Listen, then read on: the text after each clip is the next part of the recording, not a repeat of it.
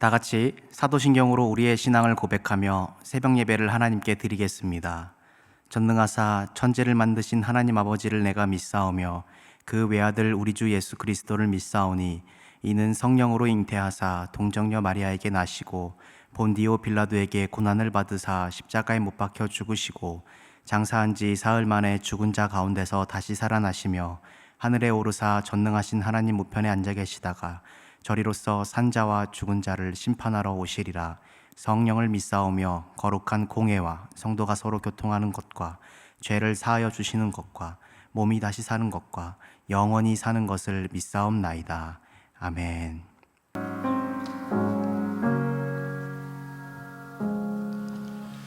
주 예수보다도 귀한 것은 없네.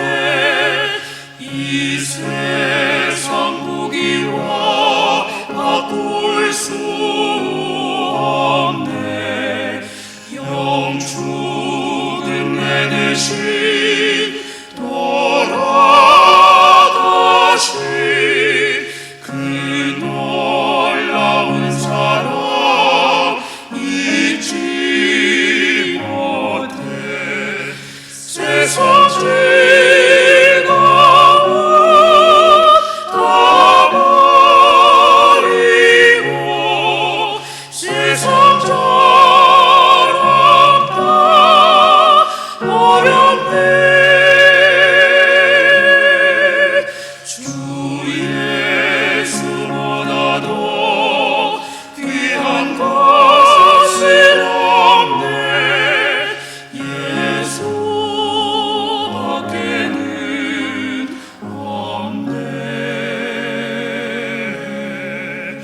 주 예수보다도 귀한 것은 없네. 이 세상 명예와 바꿀 수 없네. 이전에 즐기던 세상 일도 주 사랑하는 마음 뺏지 못해. 세상 즐거움 다 버리고 세상 자랑 다 버렸네. 주 예수보다도 귀한 것은 없네. 예수밖에는 없네. 주 예수보다도 귀한 것은 없네. 이 세상 행복과 바꿀 수 없네. 유혹과 핍박이 몰려와도 주 섬기는 내 마음 변치 않아. 세상 즐거움 다 버리고 세상 자랑 다 버렸네. 주 예수보다도 귀한 것은 없네.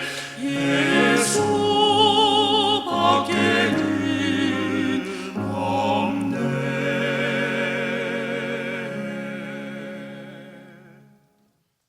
오늘 우리에게 주시는 하나님의 말씀은 신명기 28장 1절에서 14절의 말씀입니다.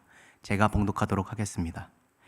내가 내 하나님 여호와의 말씀을 삼가 듣고 내가 오늘 내게 명령하는 그의 모든 명령을 지켜 행하면 내 하나님 여호와께서 너를 세계 모든 민족 위에 뛰어나게 하실 것이라.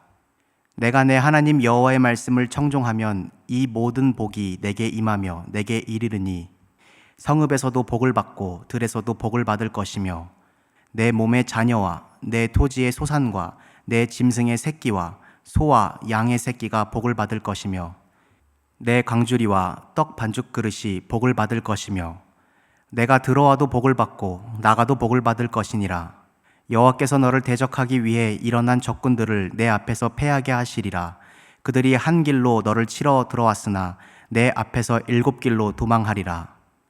여호와께서 명령하사 내 창고와 내 손으로 하는 모든 일에 복을 내리시고 내 하나님 여호와께서 내게 주시는 땅에서 내게 복을 주실 것이며 여호와께서 내게 맹세하신 대로 너를 세워 자기의 성민이 되게 하시리니 이는 내가 내 하나님 여호와의 명령을 지켜 그 길로 행할 것임이니라. 땅의 모든 백성이 여호와의 이름이 너를 위하여 불리는 것을 보고 너를 두려워하리라.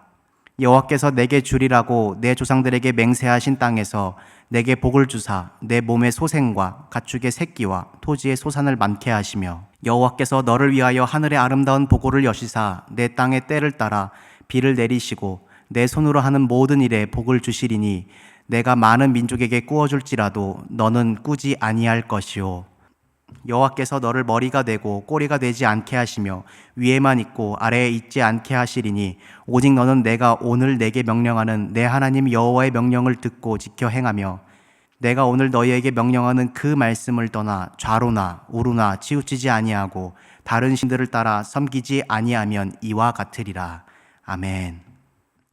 함께할 예배와 드려진 예물을 위해 다 함께 기도하시겠습니다. 사랑이 많으신 주님 감사합니다. 오늘 우리에게 하루를 허락하시고 우리와 함께하여 주시니 주님 감사드립니다. 이 시간 하나님의 말씀을 들으며 또한 하나님께 예배를 드립니다. 우리가 주님께 드리는 존귀와 찬양을 주님 받아주시옵소서. 하나님의 말씀을 나눌 때 성령님 임재하셔서 주님의 말씀으로 즐거워하는 우리 되게 하여 주시옵소서. 주님 감사드리며 우리의 사랑 되신 예수 그리스도의 이름으로 기도드립니다. 아멘. 할렐루야. 새벽 가운데 나오신 여러분을 주님의 이름으로 환영합니다. 우리가 오늘 나누고 있는 신명기의 말씀은 하나님과 우리 그리고 복에 관한 말씀입니다.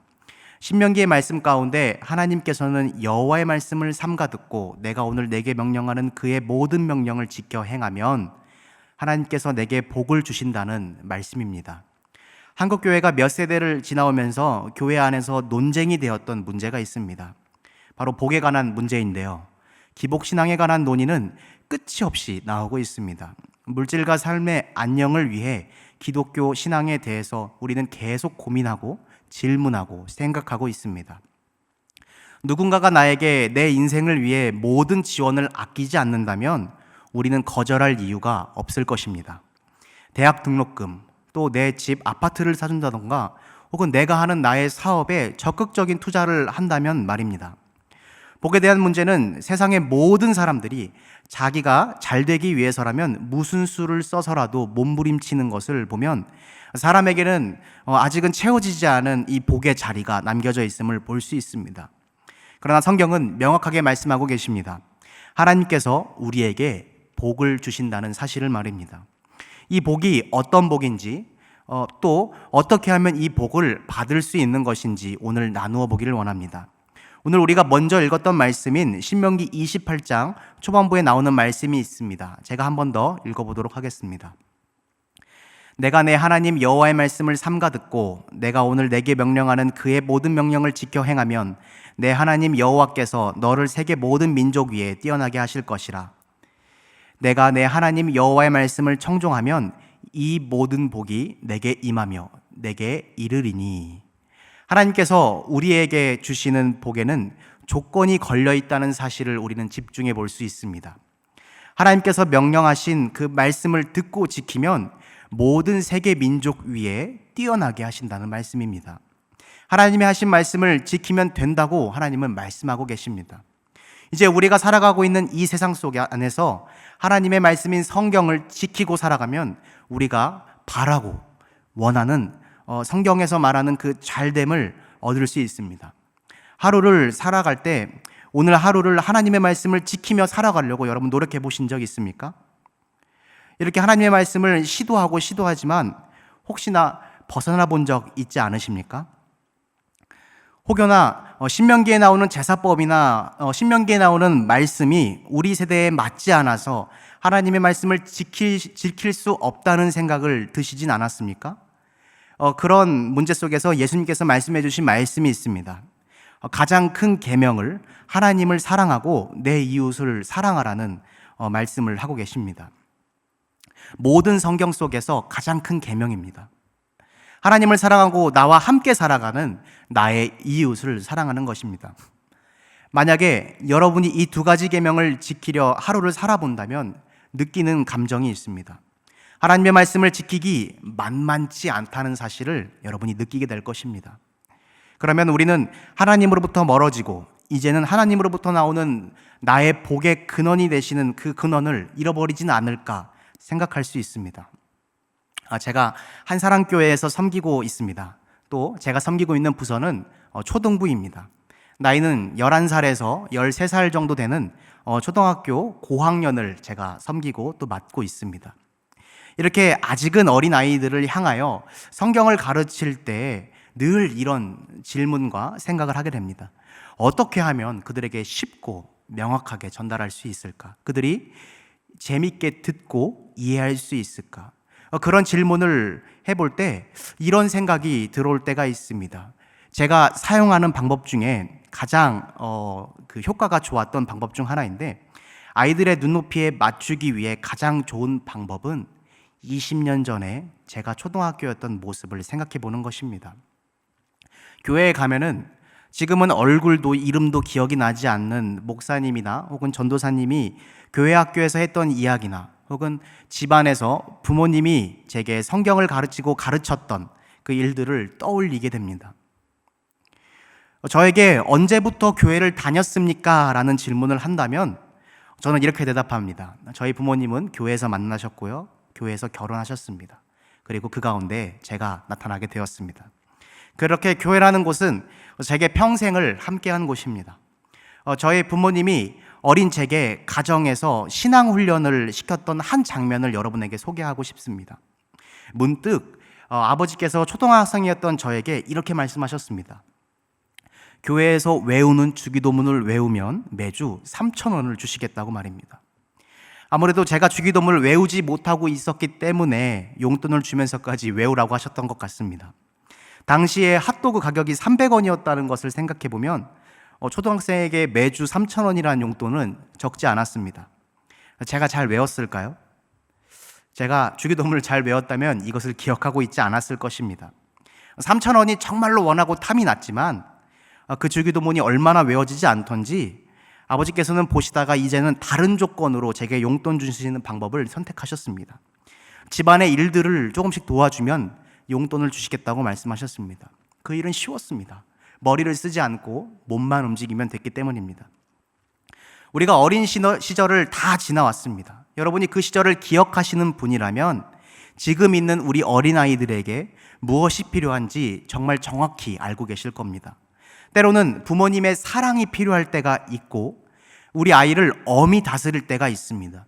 또 내 자녀가 나가서 친구들과 함께 지낼 때 무엇이 필요하고 또 무엇이 부족하지 않는지 우리는 다 알고 있습니다. 왜냐하면 그 시절을 누구나 지나왔기 때문입니다. 부족함을 어떻게 채워나가는지, 어려움을 어떻게 하면 극복할 수 있는지, 가장 중요한, 사람들과 살아가는 가장 중요한 가치관은 무엇인지 말입니다. 오늘 우리가 나눈 말씀 또한 마찬가지입니다. 우리가 하나님의 말씀을 지키기 위해 하루를 살아갈 때 쉽게 이야기하면 하나님의 말씀을 벗어나는 죄를 범하지 않기 위해서 지낸다면 나를 지키지 못하도록 느끼는 첫 번째는 내 주변 사람들과 내가 처해 있는 상황입니다. 하루, 아니 2시간도 나의 마음에 악함이 생기기 때문입니다. 그렇게 남이 문제인 듯 해가지고 사람을 만나지 않는다면, 여러분 산속으로 들어간다면 이 문제를 해결할 수 있을 것이라고 생각합니까? 그렇지 않습니다. 이 문제가 어디서부터 나오게 됐는지 산속에 가면 금방 깨우칠 수 있습니다. 바로 내 안에 있는 어떠한 악에서부터 마주하게 됩니다. 고린도전서 5장 10절입니다. 이 말은 이 세상에 음행하는 자들이나 탐하는 자들이나 속여 빼앗는 자들이나 우상 숭배하는 자들을 도무지 사귀지 말라 하는 것이 아니니 만일 그리하려면 너희가 세상 밖으로 나가야 할 것이라. 사도 바울은 고린도 교회의 문제를 이야기하면서 우리가 이 악한 자들을 피해서 살아간다면 세상 밖으로 나가서 살아야 나간다고 말씀하고 계십니다. 신명기 말씀 속에서 하나님께서는 우리에게 조건부를 거셨습니다. 너희가 내 말을 지키면 내가 이런 복을 너희에게 줄게, 이렇게 말씀하고 계십니다. 제가 이 말씀을 묵상하면서 이 말씀을 어떻게 내 마음 가운데 요약할 수 있을까, 하나님의 마음은 어떠한 것일까 생각해 보았습니다. 그런데 하나님께서 제게 이렇게 말씀하시는 것 같았습니다. 내 말 좀 들어라. 내 말 좀 들어라. 어디서 많이 듣던 말 아닙니까? 우리가 부모님께 혹은 나를 사랑하던 우리 가족의 어떤 어른들에게 듣던 말입니다. 내 말 좀 들어라 라고 말씀하고 계십니다. 우리가 하나님을 보는 관점은 그분에게 받아내야만 하는 문제에 있어서 내가 이만큼 했으니까 하나님 이만큼 내게 주셔야 합니다라는 것에 몰두한다면 우리는 하나님을 살아계시거나 그분이 사람에게 주신 인격을 갖고 계신다는 분을 놓칠 가능성이 높습니다. 자녀들은 사고 싶은 게 생기면 당장에 달려옵니다. 바로 부모님들에게 말입니다. 그리고 부모님들은 내어주게 됩니다. 자녀가 커가면 커갈수록 부모에게 가져가는 돈의 규모는 아마 커질 겁니다. 저도 마찬가지였습니다. 그래도 부모님들은 내어줍니다. 그냥 내어주는 게 아니라 더 주지 못해서 미안한 마음을 품고 가득 내어주게 됩니다. 그가 잘 될 수만 있다면 내가 조금 아껴서라도 그를 도와주게 됩니다. 여러분, 주는 이유는 간단합니다. 그를 사랑하기 때문입니다. 하나님께서 내거신 조건을 우리는 이렇게 받아들일 때가 많습니다. 하나님, 나는 하나님에 대하여 할 만큼 했습니다. 충분히 섬겼고요. 충분히 주님의 말씀을 지켰으니 내게 약속한 것을 내어주십시오. 어디서 많이 듣던 말 아닙니까? 돈으로 모든 것이 충족이 된다면 부모와 자식 간의 유대와 사랑을 깨달을 수 없습니다. 하나님과 나의 관계에서 하나님이 우리에게 모든 것을 채워주신다면 하나님의 사랑의 깊이를 여러분 알 수 있겠습니까? 나의 모든 것을 채워주신다면 말입니다. 그렇게 된다면 우리는 하나님이 아니라 하나님이 주시는 것에 집중할 수밖에 없습니다.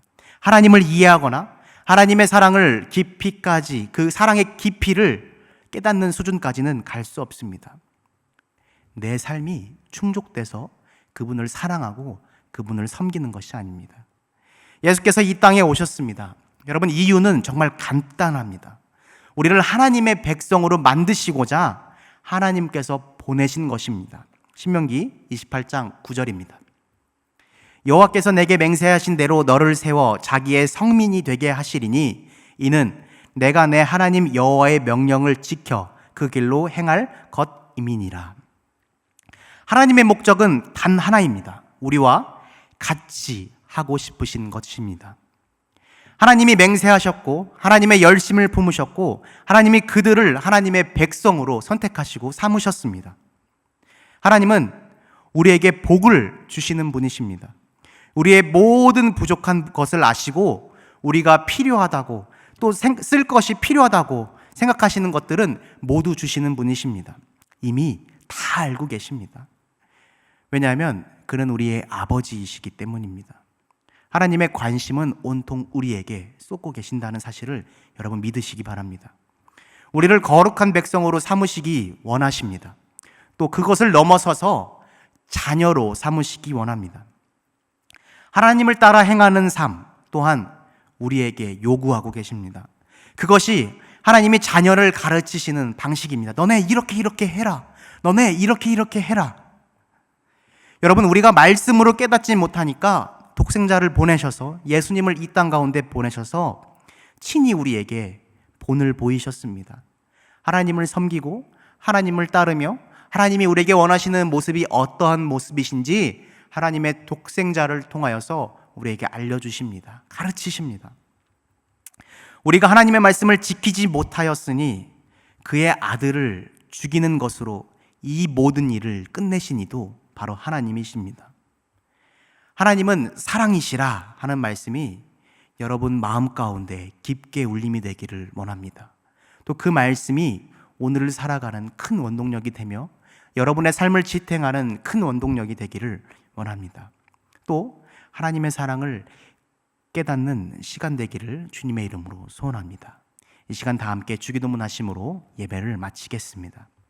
하늘에 계신 우리 아버지여, 이름이 거룩히 여김을 받으시오며 나라가 임하시오며 뜻이 하늘에서 이루어진 것 같이 땅에서도 이루어지이다.